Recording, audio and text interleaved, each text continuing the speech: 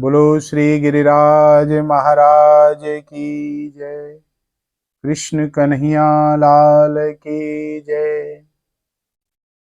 अखंड मंडलाकारं व्याप्तं येन चराचरं तत्पदं दर्शितं येन तस्मै श्री गुरुवे नमः। भक्ताविलासाचरितानुसारी दुग्धाधिचोरेण यशो विसारी कुमारिकानंदित घोष नारी मम प्रभु श्री गिरिराज धारी। बोलो श्री गिरिराज महाराज की जय। हम आप सब श्रीमद् भगवद गीता के नित्य सत्संग श्रवण कर रहे हैं, जिसमें अभी तक हमने द्वितीय स्कंद के 30वें श्लोक तक की व्याख्या सुनी। अर्जुन के मन में कुटुंबियों को मरने का शोक था कि कुटुंबी मर जाएंगे, उससे शोक से वह दुखी था। और गुरुजनों पितामह इत्यादि को मार दूंगा मैं तो मुझे भारी पाप लगेगा, उसका भय था अर्जुन के मन में। अर्थात यहाँ कुटुंबियों का वियोग हो जाएगा तो उनके अभाव में मैं दुख में जीवन व्यतीत करूंगा, मुझे दुख भोगना पड़ेगा। और दूसरा यह शोक था एक तो, और दूसरा परलोक में पाप के कारण मुझे नरक में दुख भोगने पड़ेंगे, यह शोक अर्जुन के मन में था। तो यहाँ यह भय जब हो गया तो भगवान अर्जुन के शोक को दूर करने के लिए 11वें से 30वें श्लोक तक यह प्रकरण रहा। और अब अर्जुन का भय दूर करने के लिए भगवान उसका जो क्षत्रिय धर्म है, क्षत्रिय विषयक जो धर्म है, उसके विषय को प्रकरण को आगे प्रारंभ भगवान करते हैं। तो यहाँ कहते हैं भगवान, स्वधर्ममपि चावीक्ष्य ना विकम्पितु मर्हसि धर्म्यादि युद्धाश्चेयो अन्यत् क्षत्रियस्य ना विद्यते। चा और स्वधर्म, अपने धर्म को अवेक्ष देखकर अपि भी तुम्हें विकम्पित अर्थात कर्तव्य कर्म से विचलित, चा ना मतलब नहीं, अरसी होना चाहिए ही। क्यों नहीं होना चाहिए?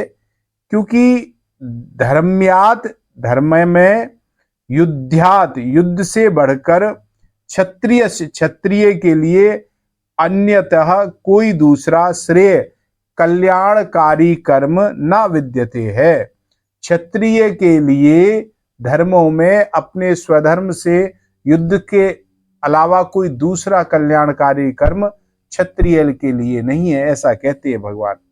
पहले 2 श्लोकों में भगवान युद्ध से होने वाले लाभ के बारे में बात करेंगे। स्वधर्ममपि चावेक्ष्य ना विकम्पितु मर्हसि। भगवान कहते हैं कि यह स्व जो है, स्व शब्द परमात्मा का अंश है, और जब यह स्व शरीर के साथ तादात्म्य बना लेता है, एक रूप कर लेता है, तब जो स्वधर्म है कहलाता है ये। और जैसे कोई अपने को ब्राह्मण कहे, कोई क्षत्रिय कहे, कोई वैश्य कहे, कोई शूद्र कहे, तो अपने अपने वर्णोचित कर्तव्यों का पालन करना ही उसका स्वधर्म कहलाता है। तो यहां कोई अपने को शिक्षक माने, कोई नौकर माने, तो ये शिक्षक या नौकर के कर्तव्य का पालन करना ही उसके लिए स्वधर्म कहलाता है महाराज। और कोई अपने को किसी का पिता माने, कोई अपने को किसी का पुत्र माने, कोई अपने को किसी की माता माने, कोई अपने को किसी की पत्नी माने, तो इन पिता, पुत्र, माता, पत्नी इत्यादि के धर्मों का पालन करना ही स्वधर्म कहलाता है। यहाँ क्षत्रिय के कर्तव्य कर्म को कहा गया है कि युद्ध से विमुख ना होना ही क्षत्रियों का कर्म है। तो अर्जुन क्षत्रिय है, अतः युद्ध करना उसका स्वधर्म हुआ अर्जुन का यहाँ। इसलिए भगवान कहते हैं कि अगर स्वधर्म को लेकर देखा जाए तो क्षत्रिय धर्म के अनुसार तुम्हारे लिए युद्ध करना ही श्रेयकर और स्वधर्म है, तुम्हारा कर्तव्य है। और अपने कर्तव्य से तुम्हें कभी विमुख नहीं होना चाहिए अर्जुन, युद्ध से विमुख मत हो तुम। धर्म्याद युद्धाश्चेयो अन्यत् क्षत्रियस्य ना विद्यते। धर्मस्य, धर्म में युद्ध से बढ़कर, हर वर्ण का अपना अपना धर्म है ना, तो धर्म में युद्ध से बढ़कर क्षत्रिय के लिए दूसरा कोई कल्याणकारी कर्म नहीं है संसार में। अर्थात क्षत्रिय के लिए क्षत्रिय के कर्तव्य का अनुष्ठान करना ही खास काम है। गीता के 18वें अध्याय में 43वां श्लोक आता है महाराज। यहां चारों वर्णों के कर्तव्य कर्मों का वर्णन आया है और यहाँ बीच में धर्म शब्द भी आया है। शेरस्यान धर्मो विगुणः परम धर्मस्वनुतिष्ठताम। इससे कर्म और धर्म का संबंध दोनों पर्यायवाची जुड़ के आता है महाराज। यहाँ भगवान कहते हैं ऐसे ही ब्राह्मण, जैसे क्षत्रिय का धर्म है ऐसे ही ब्राह्मण वैश्य शूद्र आदि सबका अपना अपना स्वधर्म है और अपने अपने कर्तव्य का अनुष्ठान करने के सिवाय दूसरा उनके लिए कोई भी कल्याणकारी कर्म नहीं है। अर्जुन ने यहाँ 7वें श्लोक में भगवान से प्रार्थना की थी कि महाराज आप मेरे निश्चित श्रेय की बात कहिए, जिसमें मेरा निश्चित कल्याण हो, ऐसा मुझे आप बताइए। तो उसके उत्तर में भगवान कहते हैं कि श्रेय अर्थात कल्याण तो अपने धर्म का पालन करने से ही होता है अर्जुन।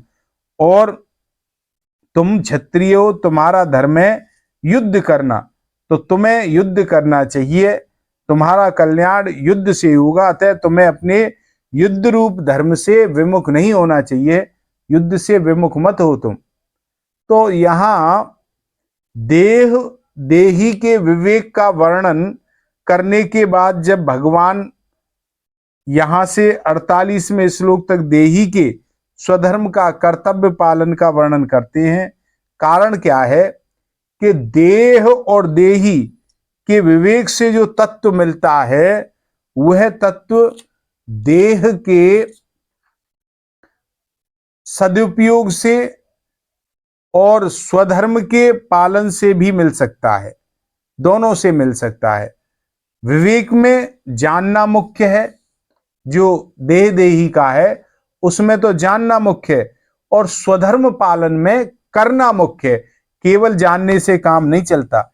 यद्यपि मनुष्य के लिए विवेक मुख्य है, जो व्यवहार और परमार्थ में, लोक और परलोक में सब जगह काम आता है विवेक, परंतु जो मनुष्य देह और देही के विवेक को समझ नहीं सकते, उनकी समझ वहां तक है ही नहीं, उसके लिए भगवान स्वधर्म पालन की बात कहते हैं, जिससे वह कोरा वाचक ज्ञानी ना बनकर वास्तविक तत्व ज्ञान का अनुभव कर सके, इसलिए स्वधर्म पालन की बात कहते हैं। अब तात्पर्य क्या है इसका? तात्पर्य है कि जो मनुष्य परमात्मा को जानना चाहता है पर तीक्ष्ण बुद्धि और तेजी का वैराग्य ना होने के कारण ज्ञान योग से जान नहीं सकता हुआ परमात्मा को, तो वह कर्म योग से भी परमात्मा को जान सकता है। क्योंकि ज्ञान योग से जो अनुभव होता है वह कर्मयोग से जान सकता है, वह कर्मयोग से भी हो सकता है अनुभव। तो गीता के 5वें अध्याय का 4था और 5वां श्लोक आता है, उसमें भगवान इस बात को बताते हैं आगे चल के। तो यहां अर्जुन क्षत्रिय थे, इसलिए भगवान ने इस प्रकरण में क्षत्रिय धर्म की बात कही है। वास्तव में यहां क्षत्रिय धर्म चारों वर्णों का उपलक्षण है, इसलिए ब्राह्मण आदि अन्य वर्णों के लिए भी यहाँ अपना अपना धर्म कर्तव्य समझ लेना चाहिए, उन्हें अपने कर्तव्य का पालन करना चाहिए महाराज। गीता के 18वें अध्याय का 42वां और 43वां और 44वें श्लोक में इसकी विस्तृत रूप से चर्चा की गई है। तो स्वधर्म को ही स्वभावजय कर्म, सहज कर्म, स्वकर्म आदि नामों से जाना जाता है और स्वार्थ, अभिमान और फलेच्छा का त्याग करके दूसरे के हित के लिए, ऐसा नहीं किसी का अहित करने के लिए, दूसरे के हित के लिए कर्म करना स्वधर्म है और स्वधर्म का पालन करना ही कर्मयोग कहलाता है। इस प्रकार से भगवान अर्जुन को उसके स्वधर्म के बारे में समझाते हैं। अब यहीं विश्राम करते हैं, थोड़ा सा नाम संकीर्तन।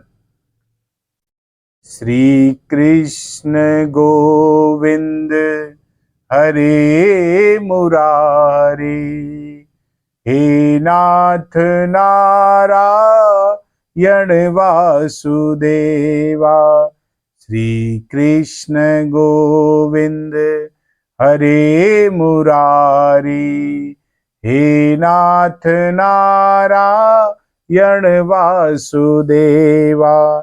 श्री कृष्ण गोविंद हरे मुरारे, हे नाथ नारायण वासुदेवा।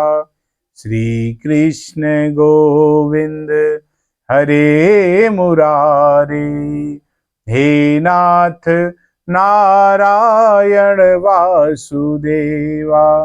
बोलो कृष्ण कन्हैया लाल की जय।